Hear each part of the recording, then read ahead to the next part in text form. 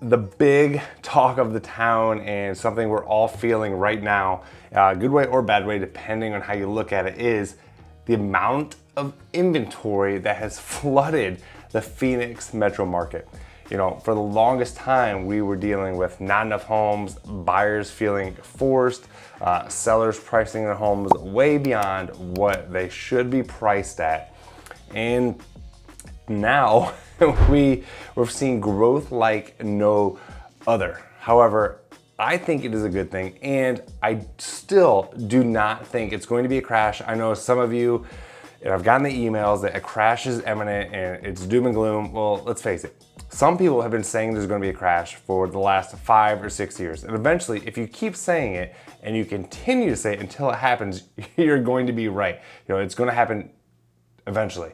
Well, it's not going to happen in 2022, I can tell you that, and I'll get to that. But looking here at the Cromford report, really addressing the elephant in the room. I know some people act like they're blind to it, but we are seeing a huge amount of inventory.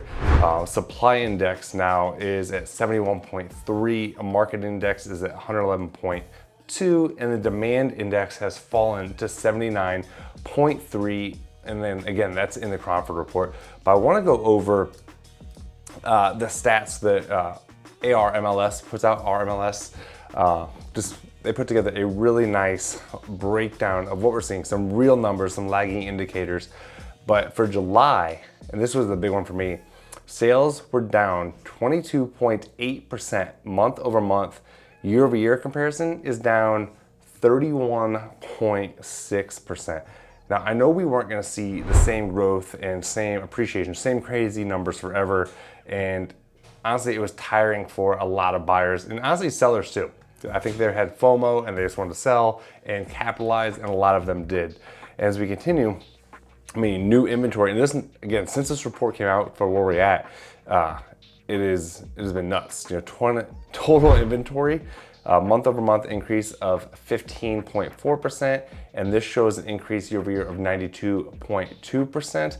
However, active listings is actually up 155% from a few days ago, August 9th from 2022 to August 9th, 2021, up 155% for active listings for sale. So that's a huge number, and that's where we're seeing a lot of this change. But you're looking at, again, lagging indicators, leading indicators, what is causing that? And it's going to be, a lot of different things, in my opinion, and what we're looking at.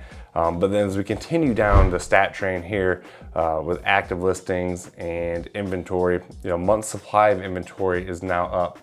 July showed 3.5 months, and then with your average and median prices. So median price dipped next month's, or I guess August, we won't know those numbers until September, but August is projected to again have a median price dip, but they're projecting the average to go up slightly from what the numbers showed in July. So again, take that with a grain of salt, but they are starting to come down. So new list prices average of $592, a median list of $480, and then the actual sales price in July is the numbers that we're showing here, $546 and median of $453. And what they're forecasted to when August numbers come in, averaging expected to be $557, so up 10 grand, and median down to $444,900. What's causing us? And I hit on that on my last video. If you haven't watched it, go check it out. But a lot of different things. The buyer uncertainty. I think you're seeing a lot of sellers that I'm speaking to missing out because they see that window of opportunity closing, and they're seeing, oh my gosh, all these homes on, we wanted to sell, we have to get our home on now. And then again, with the increase in rates. Now, when I bought my first home, it was 6%. But this was years ago. I wasn't paying $600,000. But also we got stuck, at least buyers got stuck in their mind of they wanted that home at 2.5%, and maybe that's how they were doing their budgeting. And now to have to go and get a home at 5.5%, it's hard for a lot of people, and it's causing some buyers just to pull back the reins a little bit and just sit back and watch. I don't know what the future holds, and I've heard some people say in 2024 the rates are going to dip a little, but I mean, who wants to wait then, especially if you're looking to buy now And how can you really be so sure? Who would have predicted we ended up where we did with everything that was going on? But we went through it and some people made out really well. Going into the Cromford report again here, looking at active listings. I don't like to look at under contract with backups, but total homes, I'm talking attached, detached, whatever, 18,600. Last month we were at 16,000, last quarter 8,000, so doubled, more than doubled. And then last year we were at 7,200. But the one number I like to look at is today the pending at 5,800 versus last quarter 7,400, last year 7,900. So that's something huge. And then really the sales for the month. So 5,600 homes sold roughly, down 2,000 from last month, down 3,000 from last quarter.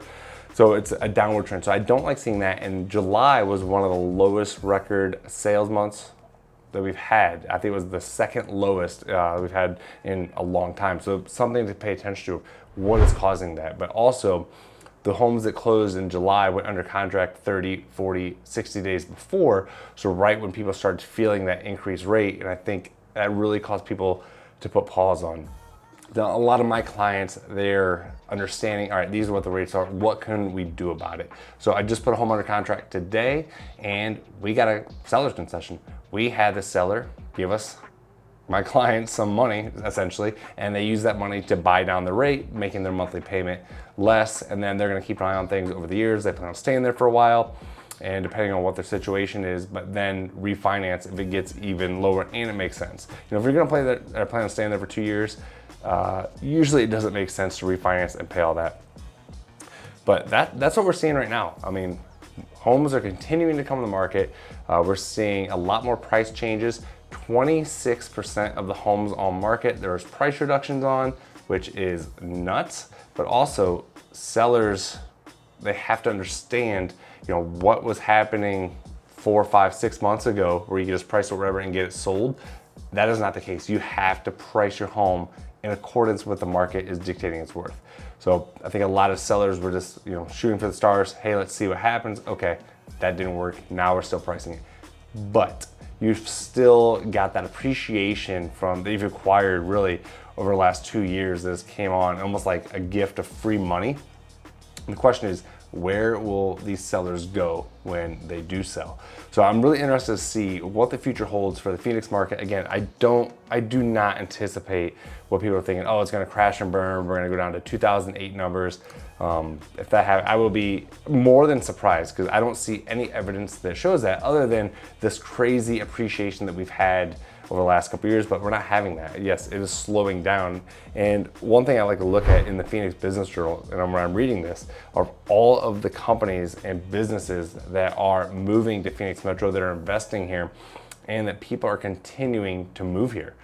I mean, almost all of my clients are relocating here from somewhere else. If you're watching this video, I've seen you comment on other of my colleagues in the area that it's no longer 238 or 250 people per day, but whatever it is, I know from the conversations I'm having with people moving here that a lot of people are still seeking out where to live.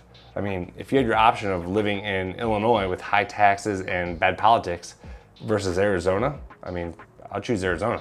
I mean, my taxes in Illinois were 10 grand. I would much happier pay a higher purchase price on a home than pay a higher tax bill where I'm not gonna get anything from it. Again, that is my opinion, but continue to watch this, continue to tune in. This is something I'm going to touch on at least weekly on YouTube and on Instagram. So if you're not following me on Instagram, make sure follow me on Instagram and see a little bit more of the day-to-day, what we're seeing in the market. And let me know what questions you have. Let me know what you think. Let me know in the comments. I'm sure there are some strong opinions, but do you think we're gonna level out? Do you think we're just gonna stay balanced? Or do you think it is gonna be a fire sale, where you're gonna see homes that are now listed at $450 being sold for, you know, $300, $250? Do you think it's gonna be that much of a discount? Or homes that are $450, you know, going down to $425, $415 that were bought, you know, a couple years ago? That's the thing you gotta look at, is what were these homes purchased for? What kind of equity do these sellers have? And what can they afford to do? But as always, if you have any questions on the market, buying and selling here, relocating to Arizona, reach out and I'm happy to help. Rich Brecklin, Real Broker, Arizona Life.